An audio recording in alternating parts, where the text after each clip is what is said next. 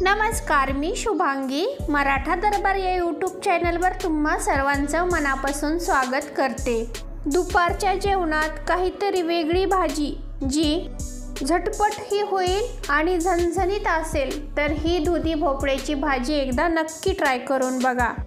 अतिशय वेगळ्या चवीची, झटपट होते आणि छानही लागते. तेव्हा शेवटपर्यंत व्हिडिओ नक्की बघा. व्हिडिओला सुरुवात करण्या अगोदर अजूनपर्यंत तुम्ही माझ्या चॅनलला सबस्क्राईब केले नसेल तर प्लीज चॅनलला सबस्क्राईब करून बाजूचे जे बेल आयकॉन आहे तेही क्लिक करा. भाजी बनवण्यासाठी या ठिकाणी मी एक मीडियम आकाराचा दुधी भोपळा घेतलेला आहे. याचा पुढचा आणि मागचा भाग थोडासा कापून घ्यायचा. नंतर एका स्मॅशरच्या साहाय्याने या भोपळ्याची पूर्ण साले काढून घ्यायची. हे बघा, या पद्धतीने. हे बघा, या ठिकाणी तुम्ही बघू शकता मी पूर्ण भोपळ्याची अशी साल काढून घेतली आहे. त्यानंतर या भोपळ्याचा मधला थोडासा पांढरा भाग काढून असा बारीक चिरून घेतला आहे. यानंतर या भाजीसाठी लागणारा आपण मसाला बघून घेऊयात. त्यासाठी या ठिकाणी मी एक मिक्सरचं छोटं भांडं घेतलेलं आहे. सुरुवातीला या भांड्यामध्ये हे बघा, या ठिकाणी मी भाजलेले शेंगदाणे घेतले आहेत आणि त्याची साले काढून घेतली आहेत. ते या भांड्यामध्ये टाकून घेऊयात.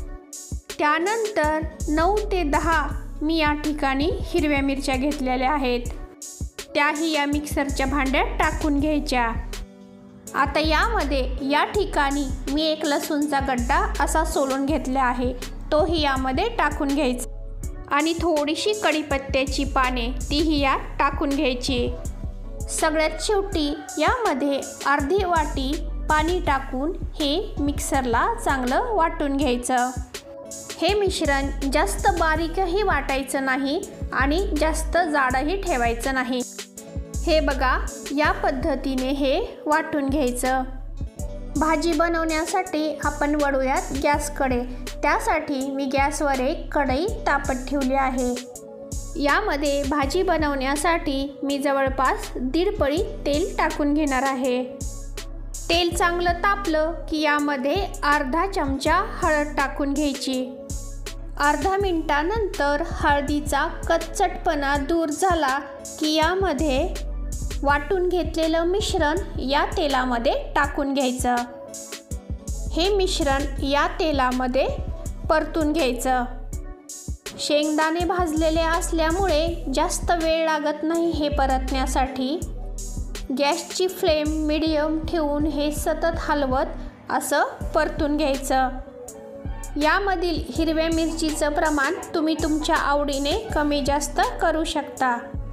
काही वेळाने या मिश्रणाला तेल सुटायला लागतं. परतून घेतल्यानंतर यामध्ये चिरून घेतलेल्या या दुधी भोपळ्याच्या फोडी टाकून घ्यायच्या. या मिश्रणासोबत सतत हलवत 2 मिनटं या फोडीही परतून घ्यायच्या. फोडी परतून झाल्यानंतर यामध्ये पाणी टाकून घ्यायचं.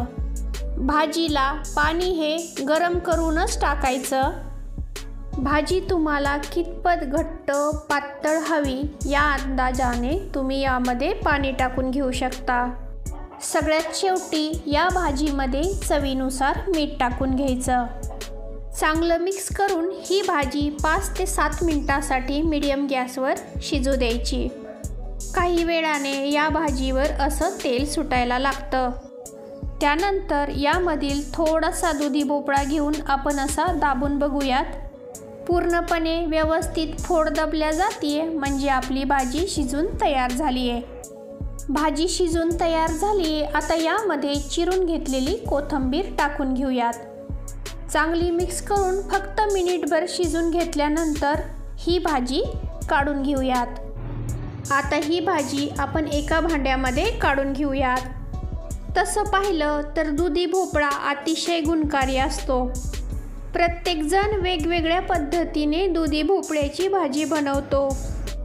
पण माझ्या पद्धतीने तुम्ही एकदा दुधी भोपळ्याची भाजी बनवून बघा. सगळेजण आवडीने खातील.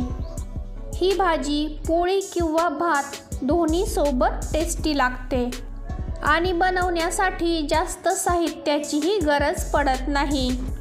तुम्हाला ही आजची भाजी कशी वाटली हे कमेंटमध्ये नक्की सांगा।